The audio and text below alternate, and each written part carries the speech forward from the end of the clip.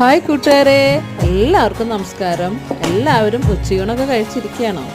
എനിക്കിന്ന് ഉച്ചയ്ക്ക് ഊണിന് നല്ല പച്ചപ്പയറും കായും മെഴുക്ക് വരട്ടി, പിന്നെ കുറച്ച് പച്ചമീൻ വറുത്തത്, പിന്നെ ഇന്നലെ വെച്ച ഒഴിച്ചുകൂട്ടൽ എല്ലാം കൂടി ഇന്നത്തെ ഉച്ചയൂണ് കുശാണ്. അടുത്തൊരു വീഡിയോ ആയിട്ട് കാണുമ്പോഴേക്കും ഗുഡ് ബൈ.